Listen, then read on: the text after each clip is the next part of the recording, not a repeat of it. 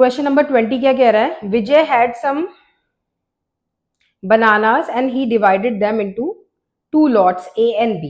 He sold the first lot at the rate of rupees 2 for 3 bananas and the second lot at the rate of rupee 1 per banana and got a total of 400 rupees. मतलब उसने क्या किया, उसके पास जितने भी बनाना थे ना, उसने उसको दो पार्ट्स में डिवाइड कर दिया, है ना।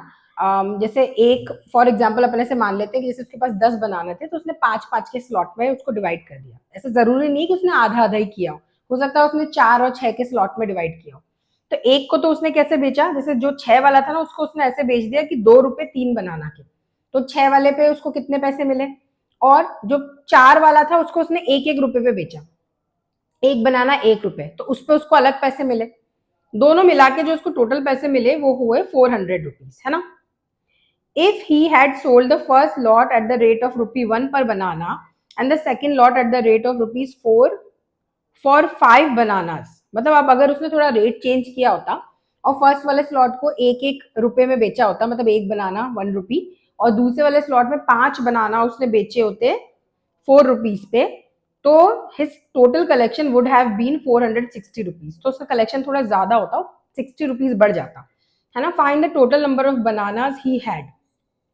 टोटल नंबर ऑफ बनानास उसके पास कितने थे वो हमको पता करना है। इसमें हमें क्या करना पड़ेगा, इसमें हमें मानना पड़ेगा एक स्लॉट के अंदर x बनाना है और दूसरे स्लॉट में y बनाना है। इस तरीके से अपनी इक्वेशंस बनेंगी, ठीक है। तो अब अपन स्टार्ट करते हैं, इसको तो हाथ में ही रखूं, जरूरत पड़ेगी। Question number 20, let the number of bananas in slot A B X, है ना, and number of bananas in slot B Y, ठीक है। अब पहले स्लॉट में जितने भी बनाना है उसने उनको बेचा है 2 रुपीज फॉर 3 बनानास, है ना। अब पहले वाले स्लॉट में x बनानास थे, तो उसने क्या किया, ये जो भी ग्रुप है बनानास का, x बनानास है ना, उसमें उसने 3 बनाना को 2 रुपए में बेचा। अब सेकंड वाला पॉइंट अपन लिखते हैं पहले, वो ज्यादा आसान है। The second lot at the rate of 1 पर बनाना। सेकंड वाले लॉट में तो y बनाना है, तो उसने एक बनाना 1 रुपए का लगाया है, तो हो गया काम, ठीक है। पहले वाले स्लॉट में हमें देखना पड़ेगा, अगर इसको इस तरीके से देखना पड़ेगा, देखो 3 बनानास वो 2 रुपए में बेचता है, ठीक है। तो एक बनाना कितने में बेचेगा, 2/3 रुपीज में। ये बात समझ में आई। तो हमें इससे मल्टीप्लाई करना पड़ेगा इसको 2/3 से, क्योंकि हम क्या करेंगे, देखो टोटल नंबर ऑफ बनानास कितने हमारे पास x। अब हम ये तो नहीं जानते कि एक, अगर क्योंकि उसने हमको क्या बोला, उसने हमें कहा कि उसने 3 बनाना 2 रुपए के बेचे, तो एक बनाना कितने का होगा, तो हमने पहले एक बनाना की कॉस्ट निकाली। अब हमको पता है एक बनाना इतने का है, तो अब हम इससे मल्टीप्लाई कर सकते हैं। तो टोटल बनाना को जब हमने एक बनाना की कॉस्ट से मल्टीप्लाई किया तो अब हमारा आंसर आ जाएगा, ठीक है। इन दोनों को जब हम ऐड करेंगे तो हमें आंसर टोटल मिलेगा 400 रुपीज, क्योंकि उसने 400 रुपीज कमाया, ठीक है। इस चीज को आप साइड में लिख सकते हो रफ में, या फिर इसमें भी फेयर में भी लिख सकते थे कि 3 bananas is equal to ₹2, then 1 banana is equal to 2/3 rupees, है ना, कॉस्ट ऑफ 1 बनाना। इसको हम फेयर में भी कर सकते हैं, पर अभी मैंने रफ में लिख दिया तो कोई बात नहीं,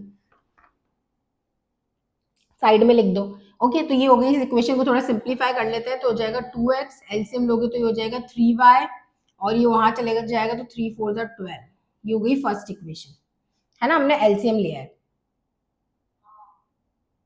अब सेकंड इक्वेशन देख लेते हैं। सेकंड इक्वेशन के लिए उसने बोला है एंड गॉट इतना, if he had sold the first lot of at the rate of 1 rupees पर बनाना। अगर पहले लॉट को उसने 1 रुपए में बेचा होता, है ना, और and the second lot at the rate of 4 for 5 bananas. अब इसमें हमें फिर से निकालना पड़ेगा, 5 बनानास उसने 4 रुपीज के बेचे, तो 1 बनाना कितने का बेचा, 4/5 रुपीज, ठीक है। तो अभी सेकंड वाले स्लॉट में हम फिर से 4/5 से मल्टीप्लाई करेंगे y को, तो हमारा आंसर आएगा 460 रुपीज। ओके, अब इसको सॉल्व कर लेना है और पता कर लेंगे कि कौन से स्लॉट में कितने हैं। अब फिर से यहाँ पर एलसीएम ले लो, यहाँ पर कुछ भी नहीं है तो 1 है, तो 5 एलसीएम आ जाएगा हमारा। ठीक है, तो ये हो जाएगा 5x + 4y is equal to 460, और ये 5 वहां जाके मल्टीप्लाई होगा तो क्या आंसर आएगा?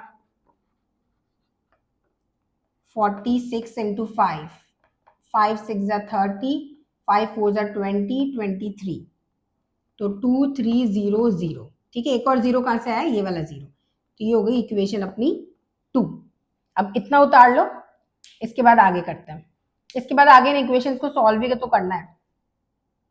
अब देखो सुनो, हम यहाँ पर y को एलिमिनेट कर लेते हैं, वैसे चाहे तो x को भी कर सकते हैं। क्या बोलते हो, y को करें कि x को? ठीक है, तो यहाँ पर आपको इसको मल्टीप्लाई करना पड़ेगा 4 से और इसको मल्टीप्लाई करना पड़ेगा 3 से। तो क्या आंसर आ रहा है?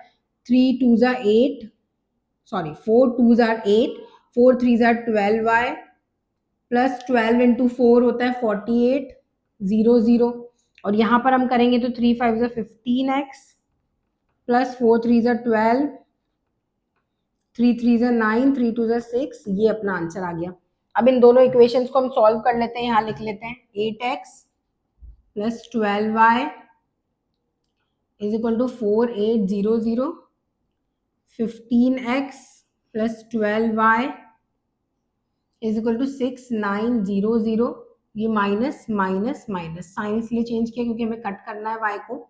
यहाँ पर माइनस करेंगे तो क्या आएगा आंसर? 8 में से 15 गया या 15 में से 8 गया, -7, और वहां पर आएगा माइनस का 1200, तो माइनस से तो माइनस कटा और x की वैल्यू अपनी क्या आ जाएगी? 7 3 21, तो मतलब पहले स्लॉट के अंदर 300 बनानास थे। अब यहां से अपन y की वैल्यू ले लेते हैं, इस वाले में से ले लेते हैं। पहली इक्वेशन तो मैंने रब कर दी ना, 2x plus 3y is equal to 1200। ठीक है, तो इस इक्वेशन से y की वैल्यू हो जाएगी 1200 माइनस 2x अपॉन 3y 3, तो 1200, 2 इंटू एक्स यानी कि कितना होगा? 600 अपॉन 3, तो 600 अपॉन 3 क्या हुआ? 200, है ना। तो y की वैल्यू आ गई अपने पास 200, यानी कि सेकंड स्लॉट के अंदर 200 बनानास थे।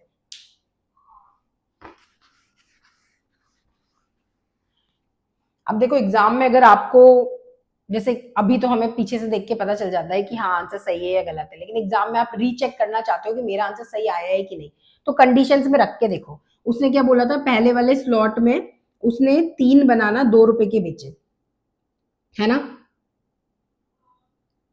तो एक बनाना की रेट हो गई थी 2/3, और x की जगह 300, और दूसरे वाला तो 1 रुपए में ही बेचा था तो 200 डायरेक्ट। हमारा देखो आंसर क्या आ रहा है, ये आ रहा है 200 प्लस 200, तो क्या उसने 400 रुपए कमाए थे फर्स्ट कंडीशन में?